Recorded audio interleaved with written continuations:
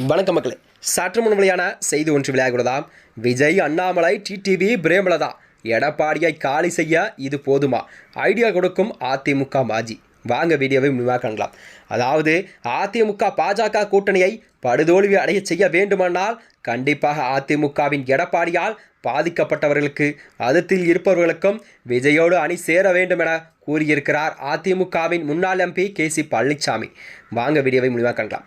மேலும் எடப்பாடியால் பதவி பறிக்கப்பட்ட அண்ணாமலை, எடப்பாடி மீது அதிர்த்தில் இருக்கும் தேமுதிக ஆகியோரும் ஓரணியில் கண்டிப்பாக திரள வேண்டும் என அவர் கூறியிருக்கிறார். 2026 தேர்தலை முன்னிட்டு தான் அதிமுக கூட்டணியை வலுப்படுத்தும் முயற்சியில் எடப்பாடி பழனிசாமியோ இறங்கியிருக்கிறார். அதே நேரத்தில் எடப்பாடி பழனிசாமியால் கண்டிப்பாக கட்சியில் கூட்டணியிலும் மோதல் வெடித்திருக்கிறதா? ஏற்கனவே பாஜக கூட்டிலிருந்த ஓபிஎஸ், டிடிவி தினகரன் விலகியிருக்கிறார்கள். மாநிலங்களவை சீட்டு விவகாரம் தொடர்பாக தேமுதிகவும் எடப்பாடி பழனிசாமி மீது அதிருப்தியில் இருந்து வருகிறதா? இது ஒரு பிரமர்க்க தமிழக பாஜக தலைவராக இருந்த அண்ணாமலை கூட மாற்றினால்தான் பாஜக கூட்டணியில் கண்டிப்பாக நாங்கள் இணைவோம் என்று எடப்பாடியார் தெரிவித்தது அரசியல் வட்டாரத்திலே பெரும் பரபரப்பையும் கிளப்பி வந்தது. அதாவது இதனை அடுத்துதான் அண்ணாமலை அவர்களின் பதவி பறிக்கப்பட்டது.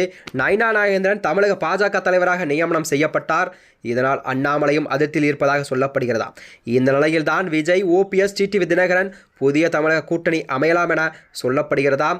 மேலும் ஆட்சி அதிகாரத்தில் பங்கு என்ற கோரிக்கையை முன்னெடுத்து வரும் காங்கிரஸ் உள்பட்ட கட்சிகளெல்லாம் விஜயுடன் பேச்சுவார்த்தையும் நடத்தி வருவதாக பேசப்பட்டு வருகிறது.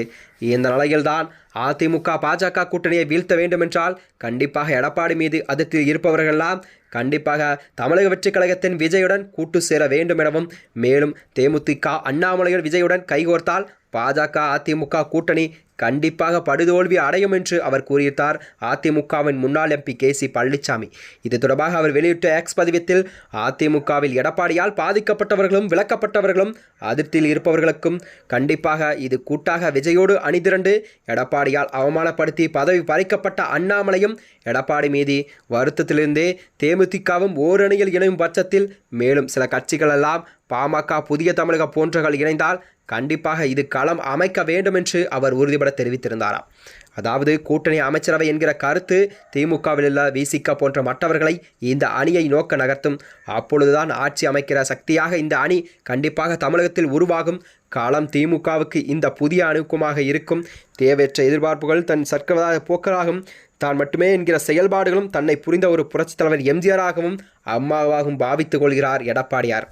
அதாவது மத இயக்கமாக தமிழகத்தை புறக்கணிக்கிற பாஜகவின் நடவடிக்கையாலும் அதிமுகவில் எடப்பாடி பழனிசாமியால் கரத்தை வலுப்படுத்தும் எடப்பாடிக்கும் தான் கண்டிப்பாக அதிமுக என்று தேர்தல் ஆணையம் மூலமாக எடப்பாடி தாங்கி பிடிக்கிறாரா, அல்லது பாஜகவுக்கு வருகின்ற சட்டமன்ற தேர்தலில் ஒரு மிகப்பெரிய பாதிப்பை உருவாக்குவாரா என்ற இலக்கில்தான் மட்டுமே வருகின்ற சூழல் உருவாகும் என்று செய்திகள் வெளிவந்தன.